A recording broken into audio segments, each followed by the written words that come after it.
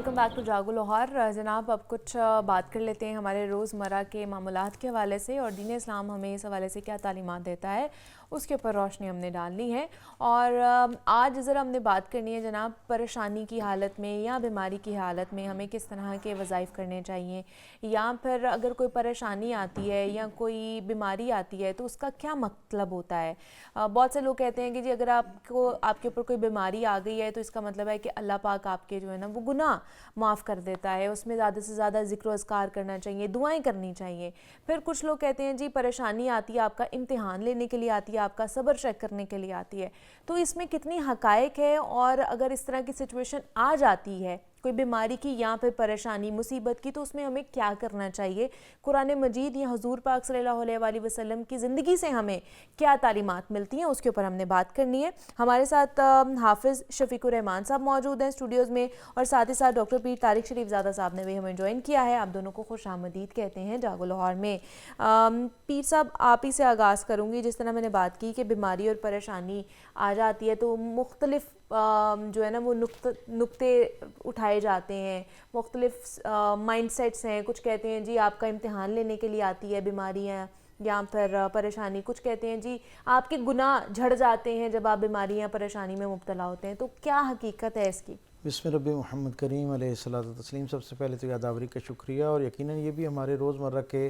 जो बड़े मसाइल हैं मैं समझता हूँ उनमें से एक मसला है, और इस पर कमो बेश हर घर के अंदर कभी ना कभी हफ्ते बाद महीने बाद कहीं ना कहीं इस पर गुफ्तगू हो रही होती है। अहबाब का जो हल्का होता है उसमें भी हम इस पर बात करते रहते हैं। और इस तरह का तासुर, बल्कि मुझे यूँ कहने की इजाज़त दीजिए कि ये सारे तासुरात जो 3 4 5 अक़साम आपने बयान की हैं, ये उमूमी तौर पर जब किसी तक बीमारी पहुँचती है तो इसी तरह का अंदाज़ जो है ना वो अपनाया जाता है सोचने का और गौर व फ़िक्र का। हम सब जानते हैं कि सरकार दो आलम सल्लल्लाहु अलैहि वसल्लम जो निज़ाम हयात लेकर आए वो एक कामिल ज़िंदगी गुजारने का उसलूब और तरीक़ा है, और इसमें खैर व शर जो है मजलिस व तन्हाई सब की जो रहनुमाई जो है वो मौजूद है। और हमें ये सीरत निगार बताते हैं कि सरकार दो आलम जिस ज़माने के अंदर तशरीफ़ लाए उस ज़माने में अरबों के यहाँ ये यानी उर्फ़ियत में एक तासुर मुस्तहकम हो चुका था। उनका ये कॉन्सेप्ट था कि जब कोई शख्स एक ख़ास वक्त से ज़्यादा बीमार रहता है तो असल में उसने अपने खुदाओं को नाराज़ कर रखा होता है, और उनकी नाराज़गी की वजह से उस पर मासियत आती है, और एक तरह की नाराज़गी के इजहार के तौर पर उसे बीमारी में मुब्तला किया जाता है। और अगर ये ज़्यादा देर तक इस बीमारी में मुब्तला रहता है तो इसका मतलब ये है कि इस पर नाराज़गी बहुत ज़्यादा है, और कहीं इसकी वजह से बाकी जो पूरी बस्ती है वो भी मुसीबत में ना आ जाए। इसलिए वो क्या करते थे, ख़ास वक्त के बाद उसे उठा के, अपने मरीज़ को उठा के जो है ना बहुत दूर कहीं बस्ती से दूर अलग उसका जो है वो बसेरा बना देते। मेरे करीम आका सल्लल्लाहु अलैहि वसल्लम ने किस दर्जे पर इंसानों के लिए आसानियाँ पैदा फरमाई हैं। आप देखें उस मुआशरे में जहाँ ये एक राय जमल था, और बड़े बड़े जो उस ज़माने के पढ़े लिखे लोग समझे जाते थे, साहिब दानिश लोग तसव्वुर किए जाते थे, उनके घरों में भी ये मामूल था। और इसके बरक्स मेरे और आपके रहमतें और बशारतें तकसीम करने वाले रसूल का रवैया क्या है कि हुजूर ख़ुद बीमार की तीमारदारी के लिए उसके पास जाते हैं और उसे यानी तरगीब दिलाते हैं असहाब को कि बीमार से दुआ के लिए कहा जाए, क्योंकि वो उन अल्लाह के मुकर्रबीन में से होता है जिनकी दुआएं अल्लाह के यहाँ ज़्यादा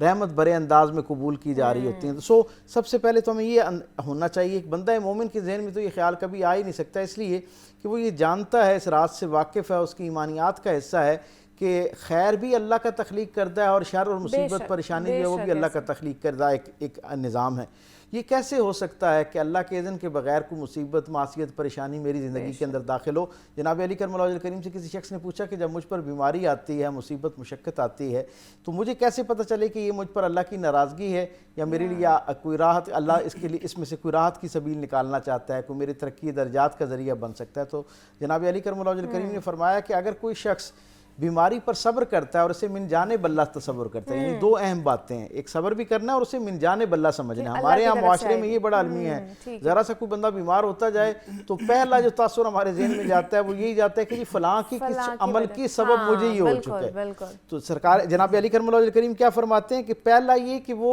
इसे सब्र करे, और दूसरा क्या कि वो उस बीमारी, उस तकलीफ, मुसीबत को अल्लाह की जानिब से तसव्वुर करे, और फिर उसकी वापसी का जो इम्कान है, उस बीमारी का, मुसीबत का, मुशक्क़त के पलटने को भी अल्लाह के साथ वाबस्ता करे। یعنی وہ پختہ یقین رکھتا ہو کہ کائنات میں سوائے رب العالمین کی اور کوئی ایسا نہیں ہے جو آپ کی مشکلیں آسان کر سکتا ہے, جو آپ کے لیے جو ہے نا بیماری سے شفا کا ذریعہ بن سکتا ہے. یقیناً اس کے ذرائع پروردگار عالم نے اپنے محبوب رسول صلی اللہ علیہ وسلم کی زبان سے ہم تک پہنچا دیے ہماری آسانی کے لیے. ان کو حقیقت پسندانہ انداز میں جب لیتے ہیں, جناب علی نے فرمایا کہ جب وہ صبر اور اس کے ساتھ یقین کے ساتھ بیماری کو جھیلتا ہے تو وہ اس کے لیے ترقی درجات کا ذریعہ بن جاتی ہے, اللہ کے قرب کا ذریعہ بن جاتی ہے. جب وہ اس پر ناشکری کرتا ہے اور پھر اگلے درجے پر بدگمانی کرتا ہے, مخلوق سے بھی اور اللہ کے ساتھ بھی, دونوں درجوں پر یہ بدگمانی ہے, میں یہ سمجھتا ہوں کہ یہ اللہ سے بندے کی دوری کا سبب بنتی ہے اور اللہ کی ناراضگی کا ذریعہ بنتی ہے. اور بیماری میں اصل امتحان ہے یہ کہ آپ اپنے آپ کو عقائد کے اعتبار اور نظریات کے اعتبار سے بھی جو ہے وہ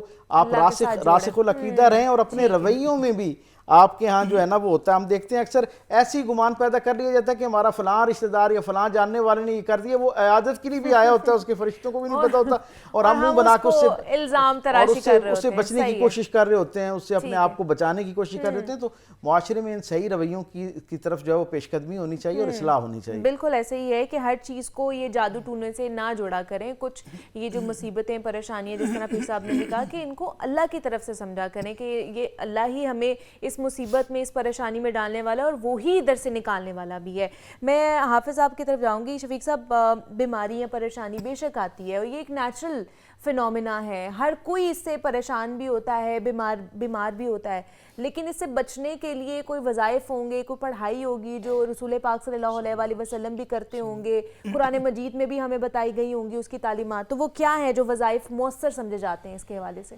جی بسم اللہ الرحمن الرحیم. بات کی جائے آزمائشیں, پریشانیاں, بیماریاں, مصیبتیں, تکلیفیں اور اس طرح کے جتنے بھی حالات آتے ہیں, یہ من جانب اللہ, جیسا کہ پیر صاحب نے کہا, یہ بہت اچھی بات ہے. حدیث ہے, من یرید اللہ بہ خیرا یصب منہ, جس سے اللہ بھلائی کا ارادہ کرتا ہے اسے اللہ مصیبتوں میں مبتلا کر دیتا ہے. تو بہترین جو بیماری ہے, ایک بیماری ہے وہ جو بخار کی طرز کی, اور اسی طرح جو ہے نا وہ جسمانی بیماری ہیں, اس کے لیے بہترین دعا اسأل اللہ العظیم رب العرش العظیم ان یشفیکم, اسأل اللہ العظیم رب العرش العظیم ان یشفیانی, اپنے لیے ان یشفیانی اور دوسرے کے لیے ان یشفیکم. 7 دفعہ یہ پڑھ دے, اول آخر درود پاک اور سورۃ فاتحہ آیت الکرسی چاروں کل کے ساتھ. دنیا کا کوئی بھی مرض ہے, اللہ کے فضل و کرم سے اس دعا کے بعد مرض ختم ہو جاتا ہے. اور اگر مرض درد لیول کا ہے, یعنی درد ہو رہی ہے, اس کی درد ہے جسم میں, سر میں, پیٹ میں, کمر میں, اس کا طریقہ کار ہے کہ اللہ کے رسول صلی اللہ علیہ وسلم نے فرمایا کہ درد والی یا مرض والی جگہ پہ ہاتھ رکھ کے آپ بسم اللہ بسم اللہ بسم اللہ 3 دفعہ پڑھیں, اور 7 دفعہ پڑھیں اعوذ بعزت اللہ و قدرتی من شر ما اجید و احاذر. یہ 7 دفعہ پڑھیں. اللہ کے رسول صلی اللہ علیہ وسلم کا یہ بتلایا ہوا وظیفہ امام ابن قیم علیہ رحمہ وہ فرماتے ہیں کہ میں ایک ایسی جگہ پھنس گیا, مجھے اتنا بڑا سخت درد تھا, لا اجید دوان ولا طبیبا, نہ میں دوا پاتا تھا نہ طبیب پاتا تھا. تو میں نے اللہ کے رسول کا یہ بتلایا ہوا وظیفہ سورۃ فاتحہ اور ساتھ یہ وظیفہ پڑھا, مجھے زندگی بھر کبھی بھی وہ درد نہیں ہوا. تو یہ درد کے لیے. اور اگر اس کے علاوہ ویسے دل کی انزائٹی کا مسئلہ ہے, مرض کوئی اس طرح کا ہے کہ آپ کے دل کا مسئلہ ہے, تو اس کے لیے بہترین وظیفہ یہ ہے کہ آپ انما اشکو بثی و حزنی اللہ اور ساتھ سبحان اللہ الحمدللہ ولا الہ الا اللہ اللہ اکبر لا حول ولا قوت الا باللہ یہ پڑھنا شروع کر دیں. اور ایک تیسرا اسی کے ساتھ یہ ہے